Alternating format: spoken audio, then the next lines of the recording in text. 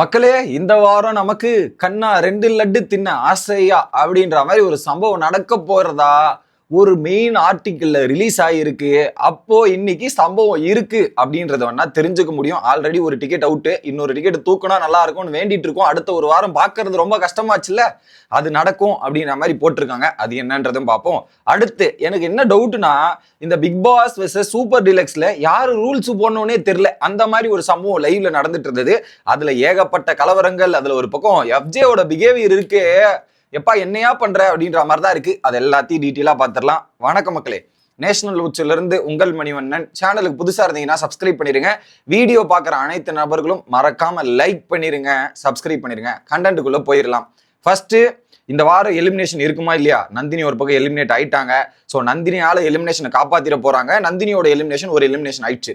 இப்போ காப்பாத்திட்டாங்கன்னா நம்ம அடுத்த வாரம் சஸ்டெயின் பண்ணணுமே, வீட்டுல இதுங்கெல்லாம் பார்க்கணுமே அப்படின்றதே நமக்கு ஒரு பெரிய மன உளைச்சலா இருக்கு. நிறைய பேர் அதை ஃபீல் பண்ணுவேன்னு நினைக்கிறேன். அதுல குறிப்பா இப்போதைக்கு டேஞ்சர் ஜோன்ல இருக்கிறது யாருன்னா கலையரசன் ஆர் பிரவீன் காந்தி. இவங்க 2 பேர்ல தான். ஸோ நான் முதல் நாள்ல இருந்தே சொன்னேன், பிரவீன் காந்தி எலிமினேட் ஆகிறதுக்கான வாய்ப்பு அதிகமா இருக்குன்னு நான் அப்பத்துல இருந்து சொல்லிட்டு இருந்தேன்.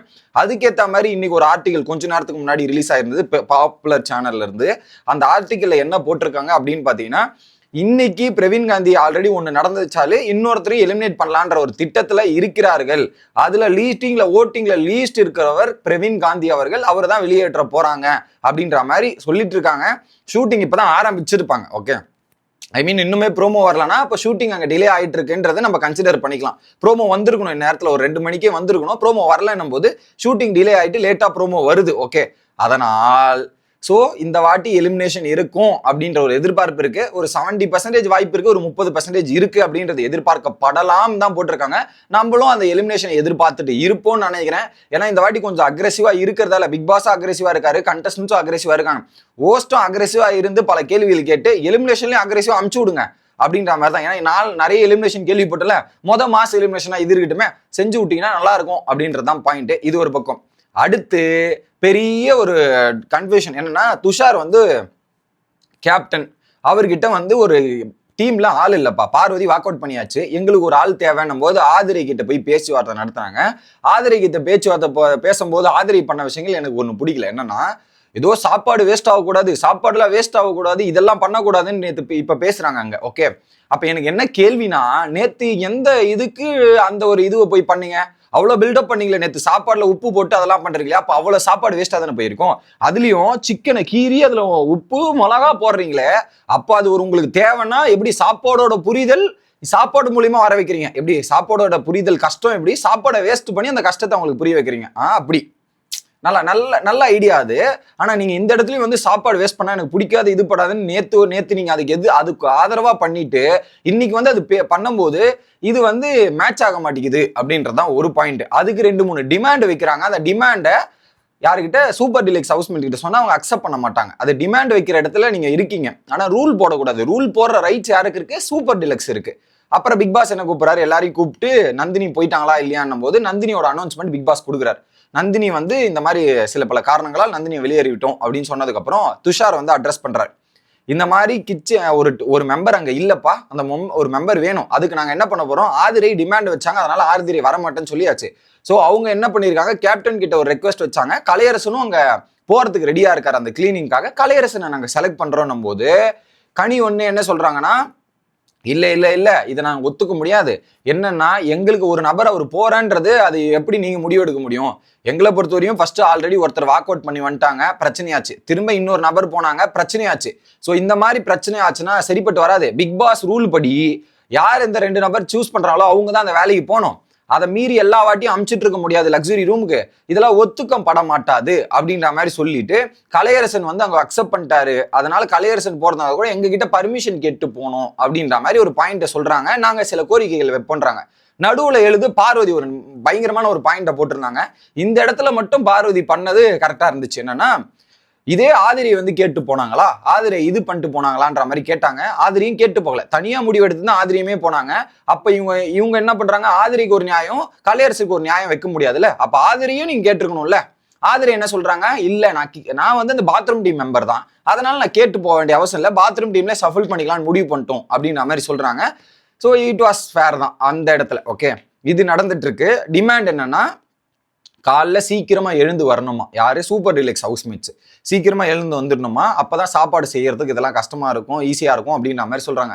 நானும் அந்த என்ன தெரியுமா பண்ணிருப்பேன் அந்த இடத்துல, சூப்பர் டீலக்ஸ் ஹவுஸ்மேட்ஸ் தான் நான் சீக்கிரமா எழுந்து வரணும் உங்களுக்கு அப்புறம் நான் என்ன பண்ணுவேன்னா காலைல 5 மணிக்கு 6 மணிக்கு எழுந்துட்டு எல்லா ஹவுஸ்மேட்ஸும் பிளான் பண்ணிட்டு இருக்கணும் ஒரு நாள். இது ஒரு நாள் எக்ஸிக்யூட் பண்ணோம். அவங்க நமக்கு ஆப்பு வச்சாங்கன்னா நம்ம அதை விட டபுள் மடங்கா திரும்ப மடங்கா சூப்பர் டீலக்ஸ் அவங்களுக்கு ஆப்பு வைக்கணும். மக்களே என்ன பண்ணோம், ஒரு நாள் நம்ம சீக்கிரமா எழுந்துக்க சொல்றாங்களா, நம்ம அவங்க கூடயே எழுந்துக்கணும். அடுத்த நாள் என்ன பண்ணுவோம், அவங்களுக்கு ஒரு 2 மணி நேரம் முன்னாடி எழுந்து நின்றுட்டு எல்லாத்தையும் நம்ம பண்ணிட்டு வெயிட் பண்ண விட்டு வந்து சமைங்க பிக் பாஸ் கிட்ட சொல்லிட்டு வேக்கப் சாங் போட விட்டுறணும். 6 மணிக்கு அந்த மாதிரி போட விட்டு வந்து வேலை பாருங்க மேடம்னா இது அப்படின்ற மாதிரி அவங்கள அந்த ரூட்ல போனோம். நம்மள இப்படி டேக்கிள் பண்ண ஆரம்பிச்சாங்கன்னா நம்ம அதுக்கும் மேல போனோம். அவனங்கிட்ட போனா திரும்ப காலைல எழுந்துருவானுங்க, திரும்ப நமக்கு ஒரு பிரச்சனை. ஸோ அதை பார்த்து படிக்கலான்ட்டு அவங்களே பேக் அடிக்கிற மாதிரி பண்ணோம். ஸோ நம்மள டாமினேட் பண்ண விடக்கூடாது. நம்மளோட டாமினன்ஸ் என்னன்றது நம்ம காட்டணும் அந்த ரூலை வச்சு. ஸோ ரூல் என்ன, சூப்பர் டீலக்ஸ் என்ன வேணாலும் பண்ணலாம், பவர்ஸ் யூஸ் பண்ணலான்ட்டு. அந்த பவரை யூஸ் பண்ணாம இருந்தா இவங்க தலைமையில யாரதான் செய்வாங்க. பட் அவங்க டிமாண்ட் வைக்கலாமா, ரெக்வஸ்ட் வைக்கலாம்னா ரெக்வஸ்ட் வைக்கலாம், அதுக்கு ரைட்ஸ் இருக்கு. ஆனா அந்த ரெக்வஸ்ட் அக்செப்ட் பண்ணணும், அக்செப்ட் பண்ணாதது யார் கையில இருக்குன்னா சூப்பர் டீலக்ஸ் கிட்ட தான் இருக்கு அப்படின்றதான் பாயிண்ட். அதுல முதல் ரூல் இது. 2வது ரூல் என்னன்னா, சாப்பிடும் போது கூட கரெக்டா வந்து ஒரு குறிப்பிட்ட டைம்ல தான் நீங்க சாப்பிட்டு எழுந்துக்கணும். 5 நிமிஷம் 5 நிமிஷத்துல சாப்பிட்டு எழுந்துக்கணும். எங்களுக்கும் பசிக்கும் இல்லையா, எங்களுக்கும் இது பண்ணணும். நம்ம ஒரு சென்சிபிள் பாயிண்ட் தான். ஏன்னா அவங்க சாப்பிட்ட பிறகு சாப்பிடணும், எல்லாருக்கும் பசி இருக்கணும் போது சாப்பாடு டைமிங் மாறி வருது. இது ஆதிரை தான் சொன்னாங்க இந்த பாயிண்ட். சாப்பாடு டைமிங் மாறி வரதால பிரச்சனை இருக்கு. ஒரு நாங்க டைம் தெரியாதால ஒரு பாட்டு பாடுவோம், அதுக்குள்ள சாப்பிட்டுருங்கன்னாங்க. பட் இதுல சுட சுட போட்டீங்கன்னா சாப்பிட்றது பிரச்சனை அப்படின்றதும் ஆயிடுச்சு. ஒரு பவுல்ல தான் சாப்பாடு கொடுப்போன்ற டிஸ்கஷனுமே வந்துச்சு. ஒரு பவுல்ல மீன்ஸ் எல்லாருக்கும் ஈக்குவலா ஃபுட்டு, குழம்பும் உங்களுக்கு கொடுத்துருவோம், அதுக்கேற்ற மாதிரி பிளான் பண்ணியிருக்காங்க. அதையும் நீங்க அக்செப்ட் பண்ணிக்கணும் அப்படின்ற மாதிரி சொல்றாங்க. உடனே பார்வதி இத்தனை நாளா இத்தனை நாளா வந்து அந்த ரைஸ்ல வந்து நீங்க டிமாண்டே பண்ணலையே, அதை கம்ப்ளீட்டா பயன் தானே படுத்திட்டு இருந்தீங்க, இந்த இடத்துல வந்து நீங்க அப்பெல்லாம் பண்றீங்கன்ற மாதிரி ஒரு பக்கம் பார்வதி கேட்டிருக்காங்க. என்னால ஒத்துக்க முடியாது, அப்போ நீங்க முதல்ல இருந்தே ரிஸ்ட்ரிக்ஷன் பண்ணிருக்கணும், இப்ப வந்து ரிஸ்ட்ரிக்ஷன் பண்ணது தப்புன்ற மாதிரி பார்வதி வந்து இந்த டீம் என்ன சொன்னாலும் அதுக்கு எதிராக பாயிண்ட் பேசுவேன், அதுக்கு எதிராக பாயிண்ட் வைப்பேன்ற மாதிரி முடிவு பண்றாங்க. ஓகே, அதனால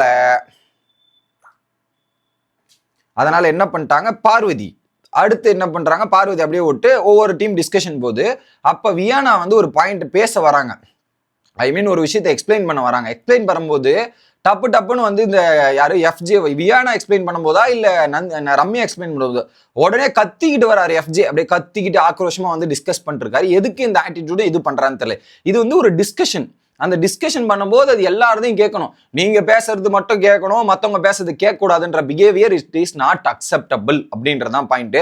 பாவம் கேப்டனாய் ஏகப்பட்ட சம்பவங்களும் ஏகப்பட்ட பிரச்சனைகளும் ஒரு பக்கம் பேஸ் பண்ணிட்டு இருக்காங்க அப்படின்றதா. பேசிக்கலி சூப்பர் டீலக்ஸ் வந்து அந்த ரூல் அக்செப்ட் பண்ணிருக்கவே கூடாது, அதையும் அக்செப்ட் பண்ணிட்டாங்க. சரி, மனித அடிப்படையில் அப்படின்ற டைலாக், மனித அபிமானம் அப்படின்ற ஒரு டைலாக் பயன்படுத்தினோன்னே சரி பிரச்சனை தான் போல இருக்கு அப்படின்ற மாதிரி சைலைட் ஆயிட்டாங்க. அதை மட்டும் பார்த்து யோசிச்சிருக்கலாம், அதுதான் அவங்களுடைய பெரிய பிரச்சனையா போச்சு. அதுன்ற பேர்ல இவங்க இப்படி சொல்றாங்க, நாங்க ரெக்வஸ்டா வச்சு நீங்க கேட்கல, இது நீங்க இது பண்ணி ஆகணும், ஒரு வேலை இதை நீங்க பயன்படுத்தலாம், ரெக்வஸ்ட் டிமாண்டா மாறும், டிமாண்ட் வேற மாதிரி மாறும், அதுக்கப்புறம் வேற மாதிரி சம்பவம் எல்லாம் நடக்கும்ன்ற மாதிரி நடுவுல சபரி வேற வந்து டைலாக் எல்லாம் பேசிட்டு போன தருணங்கள் பார்க்க முடிஞ்சு.